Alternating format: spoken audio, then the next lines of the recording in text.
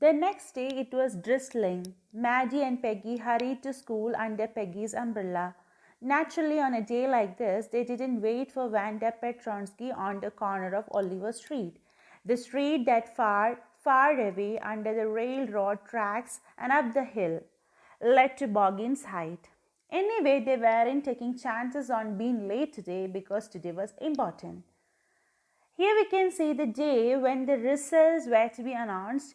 It was raining lightly, and Des, the best friends, ran quickly to school without waiting for Wanda. And generally, they used to wait for her at the Oliver Street that led to Boggin's Height, the place where Wanda lived, but they didn't wait that day.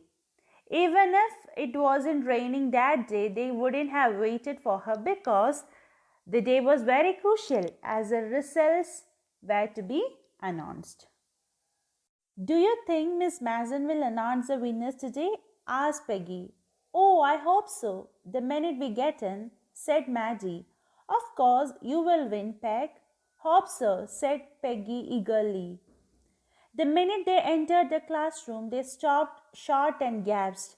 There were drawings all over the room, on every ledge and window sill, dazzling colors and brilliant, lavish designs, all drawn on great sheets of wrapping paper.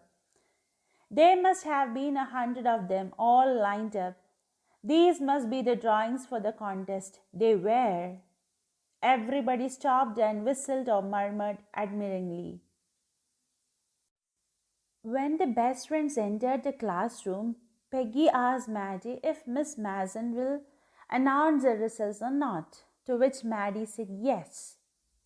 Maddie told her that she believed Peggy would win, but to their utmost surprise, they have seen when they entered the class, there were drawings all over the room.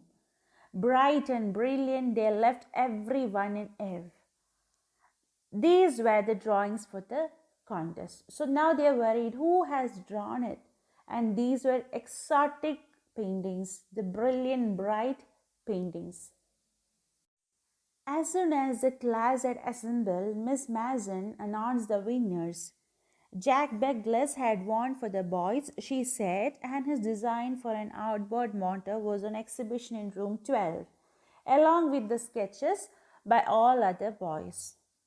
Now Miss Mason, her teacher, announced the winners after everyone had settled. Amongst the boys, Jack Douglas had won, and he drew an outboard motor which was displayed in room number 12 along with drawings made by other boys. As for the girls, she said, although just one or two sketches were submitted by most, one girl and room number 13 should be proud of her. This one girl actually drew 100 designs, all different and all beautiful. In the opinion of the judges, any one of the drawings is worthy of winning the prize. I'm very happy to say that Wanda Petronsky is the winner of the girls' medal. Now the teacher, Miss Marzan, talks about girls' submission. She mentioned that there was one such girl who had submitted 100 designs, each so beautiful that the judges felt that any one of them was worthy of the gold medal. And Miss Marzan very proudly announced Wanda as the winner of the competition. Unfortunately, Wanda has been absent from school for some days and is not here to receive the applause that is due to her. Let's hope she will be back tomorrow.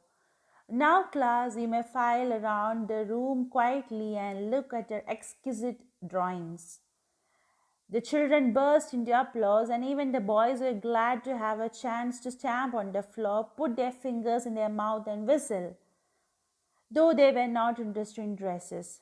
Look, Peck, whispered Maddie. There is that beautiful one she told us about. Isn't it beautiful? Yes, said Peggy. And here is that green one.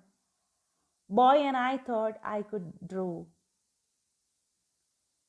Now, Miss Mason continued and sadly mentioned that Wanda has not been coming since days, and she hopes that she would be back next day itself.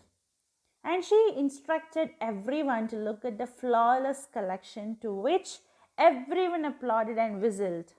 And Maddie and Peggy even saw the blue dress that Wanda had talked about, and it was beautiful. Peggy sighed, I thought I could draw, which means that the drawings left her in immense admiration.